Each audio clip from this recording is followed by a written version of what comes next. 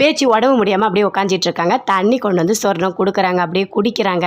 அப்போ அஞ்சலி சொல்கிறாங்க அவங்க அம்மா கிட்ட, இங்கே பாருங்கள், நான் வந்து இந்த குழந்தைய இவங்க கிட்ட கொடுக்க போகிறேன் அப்படின்னு சொல்லிட்டு. அதை கேட்டோடனே பயங்கரமாக கோவம் வருது ரெஜினாக்கு.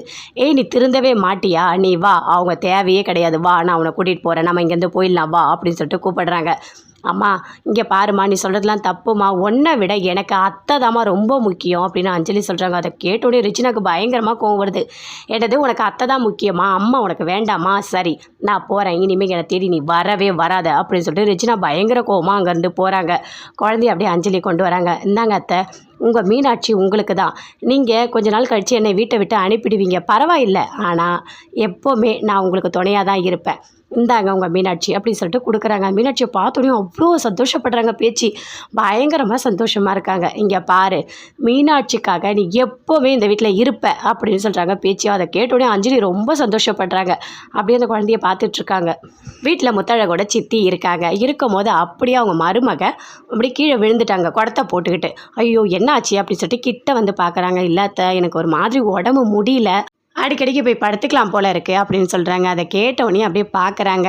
சரி நீ கொஞ்ச நாள் போயிட்டு உங்கள் அம்மா வீட்டில் இருந்துட்டு வா போ, உடம்ப நல்லா பார்த்துட்டு வா போ அப்படின்னு சொல்கிறாங்க. அதை கேட்டோடனே, இங்கே பாரு, நான் ஒன்றும் உன்னை கொடுமைப்படுத்துகிற மாமியார்லாம் கிடையாது, நான் நல்லது தான் நினைக்கிறேன், சரியா, உன்னை நான் பழிலாம் வாங்கலை, முத்தழகு இங்கே வந்துட்டா அதனால் உன்னை நான் வீட்டுக்கு அனுப்புகிறேன் அப்படிலாம் நீ நினைக்கவே நினைக்காத, சரியா, எனக்கும் உன் மேலே பாசம் இருக்குது, குழந்தை ரொம்ப முக்கியம், சரியா, நீ போய் உங்கள் அம்மா வீட்டில் கொஞ்ச நாள் இருந்துட்டு உடம்பை பார்த்துட்டு வா போ அப்படின்னு சொல்லிட்டு முத்தழகோட சித்தி சொல்கிறாங்க. அதை கேட்டோன்னே ரொம்ப சந்தோஷப்படுறாங்க அவங்க மருமக. சரி அத்தை, நான் போயிட்டு வரேன் அப்படின்னு சொல்கிறாங்க. முத்தழகு ஹாஸ்பிட்டலில் இருக்காங்க. அப்படியே வராரு பூமி. வந்தவொடனே அப்படியே பார்க்குறாரு. பார்த்தவொடனே அப்படியே கிட்ட வராரு. முத்தழகு அப்படின்னு சொல்கிறாரு. ஆமாம், நீங்கள் எதுக்காக இங்கே வந்திருக்கீங்க, போங்க இங்கேருந்து அப்படின்னு சொல்லிட்டு முத்தழகு சொல்கிறாங்க. அப்படியே கிட்ட வராரு. என்ன ஞாபகம் இருக்கா அப்படின்னு சொல்லிட்டு கேட்குறாரு. அப்படியே தொடுறாரு, பிடிச்சி தள்ளுறாங்க. யார் நீங்கள் அப்படின்னு சொல்லிட்டு அப்படியே தலையில் அப்படியே கையை வச்சுட்டு அப்படியே கத்துறாங்க.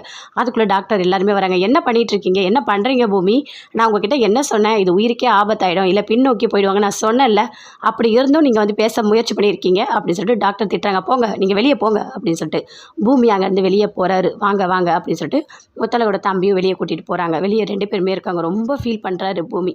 தனா உட்காந்து பேசிகிட்டு இருக்காங்க பக்கத்தில் இருக்கவங்ககிட்ட. இங்கே பாரு, எனக்கு ரொம்ப கஷ்டமாக இருக்குது தெரியுமா, 2 பேருமே ஒன்று சேரணும் அப்படின்னு சொல்லிட்டு பேசிக்கிட்டே இருக்காங்க. அதுக்குள்ளே பூமி ஃபோன் பண்ணுறாரு தனத்துக்கு.